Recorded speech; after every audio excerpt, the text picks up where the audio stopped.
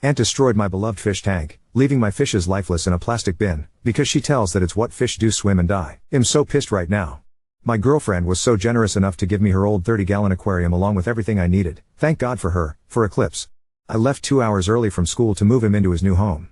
Only to come home to find that my aunt took it upon herself to dismantle the makeshift tank that I had for it. The sponge filter, air pump, coffee mug, heater, everything gone. Just his lifeless body sitting in the giant plastic storage bin full of freezing water laying in the middle of my fucking bedroom floor. And when I confronted her about it, she simply said, I told you you didn't need all that shit, plus that's what fish do. They swim and die. Why can't people just release that these fish actually matter to people? I am so livid right now, literally on the verge of tears. I'm afraid of buying another one because I don't want the same thing to happen twice. I couldn't even get to experience of having a healthy fish. It's not fair. I can't never win. Rest in peace Eclipse, who lasted as long as its namesake, can have her old 30-gallon aquarium plus filter and heater. I leave 2 hours early from school to put Eclipse in his new home. Only to find that she took upon herself to dismantle my makeshift fish tank piece by piece, leaving Eclipse dead in a Tupperware bowl filled with freezing cold water in the middle of my bedroom floor. When I confronted her, she said, I told you you don't need all that shit, and that's what fish do. They swim and die. Bet. So once she left to run errands, I went into the living room and grabbed her picture of her deceased grandfather. The only thing she has left related to him, and I dismantled the frame, bit by bit. And when she comes back home, where she's gonna find the picture? At the bottom of the bowl, torn in shreds, in freezing cold water, in the middle of her bedroom floor. Sure, it might be a fish. But it was my fish. My money. My joy. Literally murdered in cold blood. Velp, tonight she's gonna learn just how little things can make a big difference. Swim in peace Eclipse, who lasted as long as her namesake. Update 2. So, about 2 hours after posting the OG, she got home and saw the carnage of my actions. And I never heard such a shrill scream in my life. And what's make it worse is that I couldn't help but smile. You see, this isn't the first time she's disregarded something of mine. This will be the last though. What makes this different is that it's a living animal involved. She ridiculed my girlfriend in public. She's took $100 my cousin got for me for my b-day and held on to it. That was a year and a half ago. She's misplaced a scrapbook full of letters from my mother during her stay at the nursing home. She passed away in 2019, and none of those incidents got responses from me. At the time, I thought everything was happening for a reason. But this was the last time I was gonna sit there and do shit about it. You see, I've something about people. The only language that everyone truly knows and understands is violence. Anyway, she started crying. Cried so much, she could fill her own damn aquarium. Once she got done bawling her eyes out, she stormed into my room and questioned me about it. I simply told her, doesn't feel good, does it? To have your shit disregarded? I bet it doesn't. Besides, didn't your grandpa hate you because you refused to look after his grandson? He never wanted to see you again. That includes beyond the grave. She then proceeded to threaten to have me arrested for destruction for property.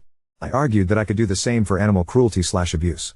After an hour or so of this, she finally said that one day you're gonna learn to stop touching people's shit. And proceeded to leave the room. I responded, and you learned that lesson today was that disrespectful? Oh, for sure. You can call me a monster. An asshole. A demon. A piece of shit. All the above for all I care. None of that stopped me from having something I haven't had in a while. A good night's sleep. You can also argue that I only had it for a day. Why does that matter? If you had a puppy for a day, and your loved one took away everything it needed and left it outside, how would you feel? Some people would say they aren't the same thing, but it is. They're living beings. Creatures that could have lasted years. Things that people love. Things that people care for. If that makes me a psychopath, then lock me the fuck up, because I'm sick of people disregarding my belongings. Swim in peace Eclipse. Update 3. A couple of things has happened since the last post. For one, I told my girlfriend what I've done, and she, like a lot of you, wasn't very impressed. She said it was necessary to put my foot down, but destroying what of all that was left of her grandfather didn't make me any better than her.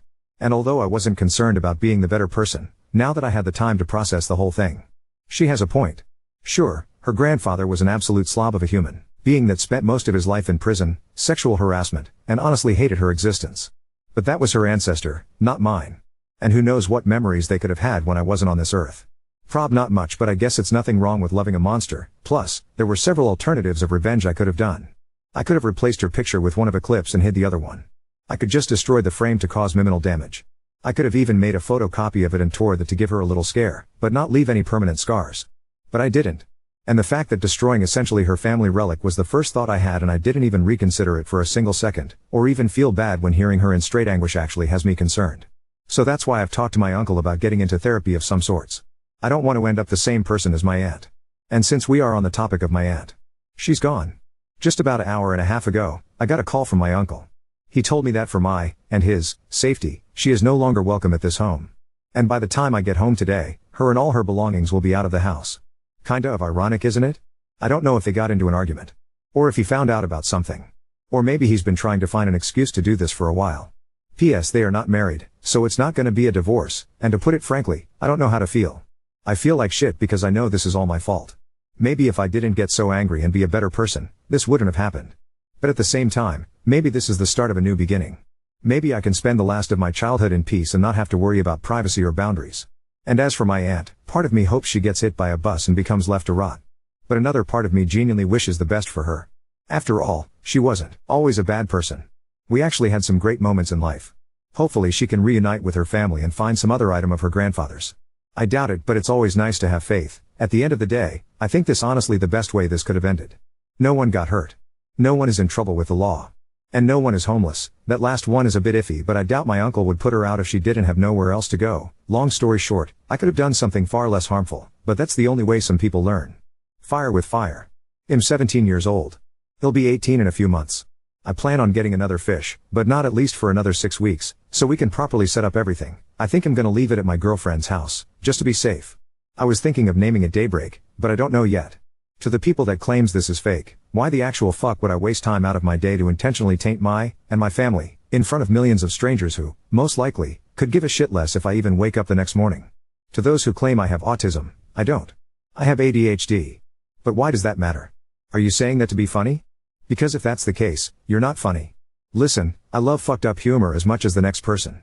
But neurodivergency jokes aren't funny. That and cancer jokes are very fucked up. Most of you here are grown-ass adults. And the fact that you resort to that to insult an adolescent really shows your character. To the people who were saying I need therapy, I can't thank you enough. For once I feel that I'm going to get some help that will help me further down the road. I know, my writing style is inaccurate and kinda cringy, but it gets the point across, doesn't it? Some of y'all didn't even fully read it anyway.